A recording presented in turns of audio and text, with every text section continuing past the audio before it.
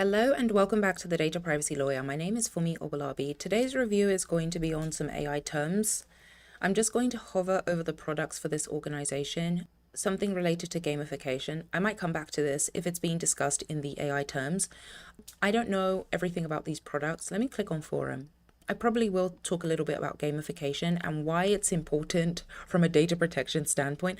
I think this is going to be a very good review. So let's see.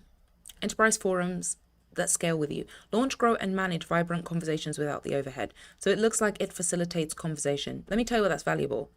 If you're going to be able to use this to manage vibrant conversations, you can see here that there's a picture of a person. Discussions, you can upload your picture, you can put your name, you can have like a tag that's associated with who you are. There's definitely personal data identifiers that are implicated when you use this tool at a minimum. Now we're going to go back to the AI terms. I'm just going to give you some insight into gamification. I don't know how it works specifically for this product, but my understanding of gamification, there is insights you can obtain, like there's data that you can obtain when you play certain games. And I don't know if that's how it's being used in this tool. Now, I've talked a lot about what constitutes personal data. If there is data associated with how you play a game that can be obtained by an organization, it can be associated with your gameplay. Let's say you got a game on your phone. And as you play the game and you're winning different levels, there's data that's being fed back to the app developer. For example, it says, oh, Funmi pressed the button 10 times and Funmi logged in at 10 a.m. and Funmi plays it Monday, Tuesday, Wednesday. And here's the IP address where Funmi's playing it from. There are stats that are associated with me playing a game on my phone that could be read back to an app developer. And that data can constitute personal data if it can be traced back to me. That's my familiarity with gamification. Now, I don't know if that's how it's implicated on this product, but I say all that to say that if you are processing any type of data that identifies an individual, you have responsibilities either from the customer side or the supplier side to safeguard the data in the manner that is required under the data protection laws. So I'm going to remove this. Let's talk about the AI. This was last updated June 2024. Now, I've talked a lot about this date and the significance of it. The only sentence I'm going to add in this review about why it's important to have this date is there are changes to AI legislation that impact how a business can operate. If you're not cognizant of that and you're distributing terms and conditions that have not been updated to reflect your obligations under the data protection laws, you could be in jeopardy of being non-compliant with those laws. In addition to that, if your products and services have changed, how personal data is being processed within the tools. Let's say, for example, the manner in which you collected data in 2022 related to gamification data or data associated with somebody playing a game. If the processing changed, let's say you didn't collect IP addresses before, but now you do, you need to take into consideration those changes and you need to reflect them in the terms and conditions you're distributing to your customers. I think a really good example of that would be related to AI content. Let's say that the AI content that you obtained in June 2024 has changed and the input data has changed as well, right? You need to make sure that's reflected in these terms so that the customer is aware of that. One, when they're doing their due diligence process, and then also when they sign up for the terms and conditions. Let me tell you in terms of future proofing why that's important. If a customer agrees to terms that are old and are outdated, if there is ever a dispute related to the terms and the use of the tool or AI that's offered to the customer at a later date, it could be a very expensive process for you to litigate because even though the terms state one thing, if you're in non-compliance with the laws, the customer could have an argument that the terms didn't reflect the service that was being provided. So that's definitely useful information from a legal perspective that organizations should think about when they're placing their terms on the site. Let's take a look at these provisions. From time to time, Bevy may introduce features and capabilities as part of the service that utilize AI, and those are the functions.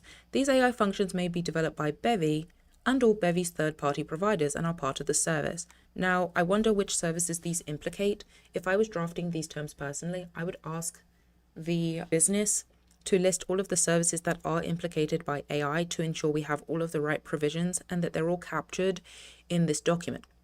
I feel like another thing that would be valuable to note here is if the service itself has changed since the last time the terms and conditions were updated, it may be problematic for the terms that are being signed up for by a customer.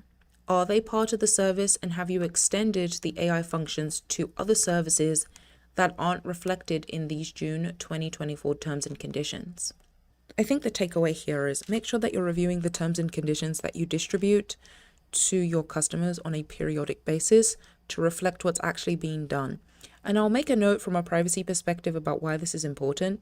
Some of the enforcement actions that have been issued by different regulators throughout the United States have been with respect to businesses not updating their privacy practices in a manner that's consistent with how they process personal data internally now.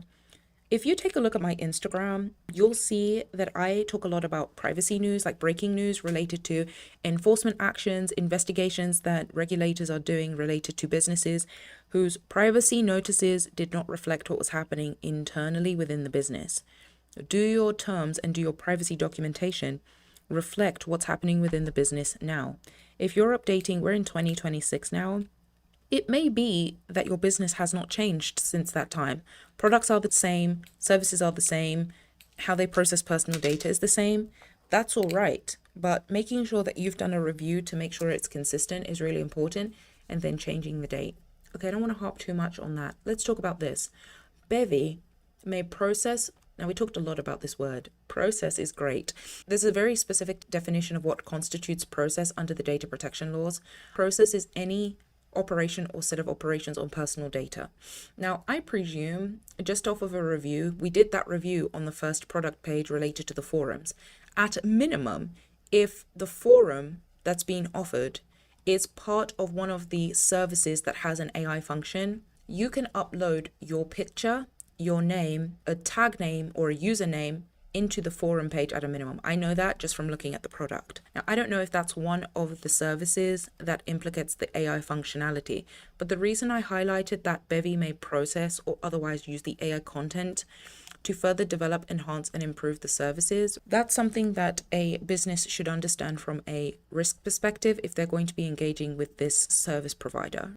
And from a supplier perspective, if a supplier is having their privacy counsel review and draft this, making sure that if the AI content is implicated by one of the services that definitely processes personal data, which we know the forum definitely does, making sure that this is clear and this sentence exists, because I've done other AI terms reviews. If your business does not have the risk tolerance to allow your AI content to develop, enhance, and improve the service belonging to the supplier, then this is not going to be a supplier that you want to engage with, because essentially your personal data is going to be used to further develop, enhance, and improve. Now, what's your risk tolerance? Is that acceptable within your business? If it is, you can go ahead. But you need to be able to understand the implications, and what are the implications on your privacy program. If you do allow this third party to further develop, enhance, and improve the service, they're processing your personal data.